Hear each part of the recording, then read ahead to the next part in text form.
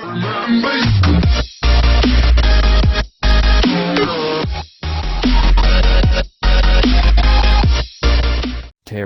Indiana, on the first Saturday of Donald Trump's presidency, as protesters and marchers stormed the nation's capital and cities around the country, Dick and Jane Ames threw a party.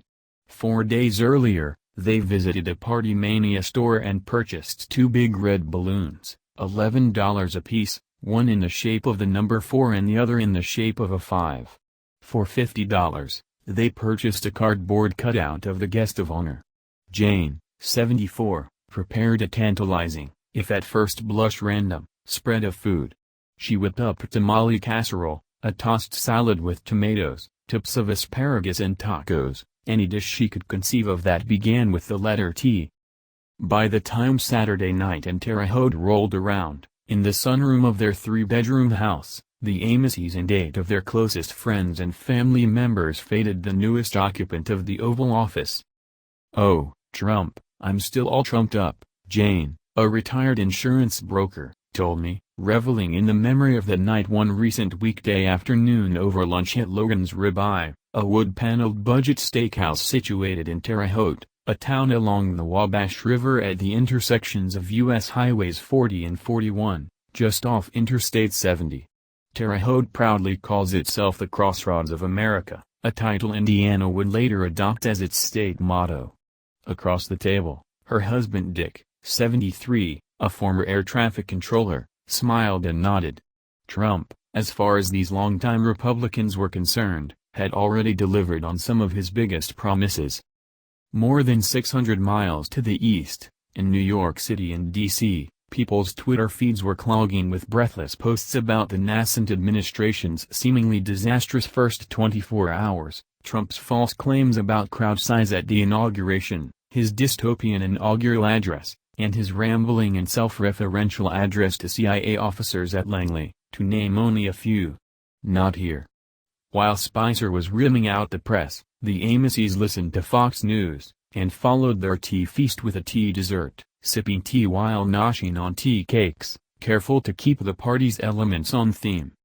Almost a month into Trump's administration, Vigo, population 108,000, the nation's swingiest swing county, seemed to be an ideal place to take the temperature of voters.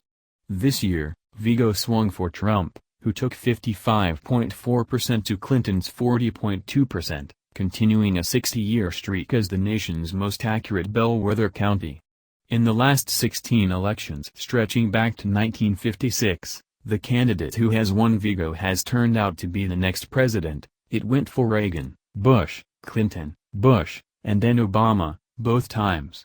When I first visited Vigo, well in advance the 2016 primaries, I'd found surprising enthusiasm for the outsider New York real estate mogul, long before the political establishment was giving him a real shot. They liked his business-minded approach to politics, though Jane conceded at the time that Rubio had a cute smile. Now, I was curious, were the Ameses, and voters like them, happy with Trump so far? Did they feel any buyer's remorse? Had their lives changed substantively since Inauguration Day? What I heard, in conversations with nearly a dozen Trump supporters, is that like the Ameses, most of Vigo County is still trumped up. All around town, folks are still buzzing about the county's winning streak and Trump's surprise win. You hear it in chatter at eateries like Logan's and in coffee shops and diners such as Boo's Crossroads Cafe and Corner Grind, which could pass as a knockoff of Luke's Diner and the show Gilmore Girls. And the grist of the coastal media's hot takes?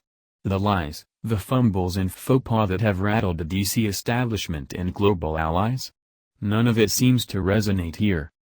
"I think Trump is doing exactly what he said he was going to do," said Keith Kinsvatter, a 64-year-old system specialist with the Federal Aviation Administration, as he chomped on his BLT sandwich at Boo's. He was catching up with an old friend, Anna White, 60. The two, I had gathered from eavesdropping, once played in a garage band together, though their last big show was at the Little Italy Festival in town several Labor Days back. They played hard rock, Anna on the drums and guitar, and Keith on the guitar, and had called themselves Days of Misspent Youth. I sat down next to them and introduced myself. "What brings you to Terre Haute?" Kindsvatter asked me. "Lose a bet?" To a person, the Trump voters I talked to in Vigo offered a similar refrain as they assessed Trump's first days in office, almost as if they were reading from a fresh batch of talking points issued by the president's director of surrogate outreach. "He's doing exactly what he promised he would do," Kelly, 48, a pharmacist in Terre Haute who felt uncomfortable divulging her last name, told me when I asked her about Trump's controversial immigration executive order, as she ate a slice of cheese pizza at the food court in Honey Creek Mall. Nor are voters like Kelly lamenting his Twitter tirades, he's speaking directly to the people. Like Reagan. Dick told me over lunch. Trump's brusque, shoot-from-the-hip conversations with world leaders and allies? "We're not going to go to war with Australia," Kindsvatter said. "I think he's pretty much following the art of the deal," said Ken Warner, 60, who works in the finance industry. "He's got the price of fighter jets down. It's not something we're used to. It's a little unorthodox." Listening to his carrier negotiation, you have to shrug on the means but can't disagree with the ends. You don't want to be picking winners and losers. You don't want to see a president calling out people on Twitter. However, the results so far have not been bad. So I can't say it's wrong. "I'm disappointed in some of the tweets he does," Warner, who voted for Ohio Governor John Kasich in Indiana's May primary, did allow. He should stay away from things with his daughter's brand, and criticizing the courts. The flap over the size of Trump's inaugural crowd. "It does not matter," Jane said. "There were thousands there. His rallies set records. Most of the U.S. is thrilled. He's done more in the 2 weeks he's been president than the other president did in 8 years, Dick told me. It's a completely different view of Trump's early performance than you'd get in any coastal city, or even 75 miles away in the urban center of Indianapolis, where thousands of women descended on the State House on the same Saturday afternoon when the Amyses were preparing for their Tea Party. And, it's a more accurate measure of his popularity, too. If Trump is going to lose momentum, he's going to have to lose it in places like Vigo first. And as far as Vigo is concerned, Trump is delivering the goods. That doesn't mean everyone here is thrilled. Even in Trump County, USA, a county with a lot of demographic and cultural homogeneity, tensions between Clinton and Trump voters run raw, mirroring the fissures in the civic fabric at the national level. At the cafe, as Kindsvatter filibustered for a few minutes on how good a job he thought Trump was doing, White stopped pecking at her cottage cheese and fruit. When I asked Kindsvatter about Trump's controversial executive order banning travel, and he told me that there's nothing in the order that mentions religion, White catapulted out of her chair, stepped away from the table and made a beeline to the door. She looked back at Kindsvatter and me. "Are you leaving, Anna?" Kindsvatter asked. "He's not my president," White said, pushing open the door. "That's all I'm going to say." "It was good seeing you, Anna," Kindsvatter said, but White had already disappeared around a corner. "We've been friends for years," he told me, turning back to his sandwich. "She'll get over it." He added that she was an Egyptologist and had already purchased a temple-like mausoleum in a cemetery at the edge of town, apropos of nothing, as if the political opinion of Egyptologists couldn't be trusted. Back at the steakhouse, Dick and Jane were finishing up their chicken breast and burger, but still far from done singing Trump's praises. "The only missteps I could get the Amyses to cite? I don't really like the nickname Mad Dog," Jane said of James Mattis, Trump's Secretary of Defense. "That really sounds violent." "I do," Dick shot back. "He's like Patton."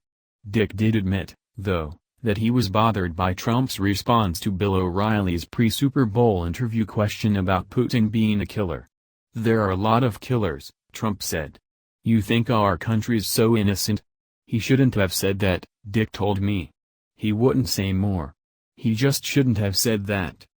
By the end of his first 100 days, Trump will begin construction on a border wall, the Amyses hope. When I asked if they were at all concerned about an estimated $15 billion price tag, they scoffed. "I'd love to make a donation," Jane said. When Trump visited Terre Haute's Indiana theater during the state's heated primary last April, she pondered purchasing a brick and bringing it the rally to give to Trump, the symbolic first brick it would take to build the wall. When she saw security at the theater, she thought better of it. "You are going to make a donation," Dick responded. "It's going to come out of your taxes." "The people we've talked to are thrilled," Jane relayed, ignoring Dick. She has noticed a change in her daily mood since Trump was elected. There's a lightness now that she hadn't known for the last 8 years during the days of Obama. "I feel happy. I'm happy. I like what he's doing. You don't feel like someone is selling out the country or selling Christians down the river," Dick said, finishing Jane's sentence. "As our lunch came to an end, I asked the Amosys what they would tell the president if they could send him a message." "Stand strong," Dick said, as he took the last bite of his cheeseburger. "Stand strong," Jane said not more than a second later, stabbing her sweet potato with her fork. "We're with you. With you."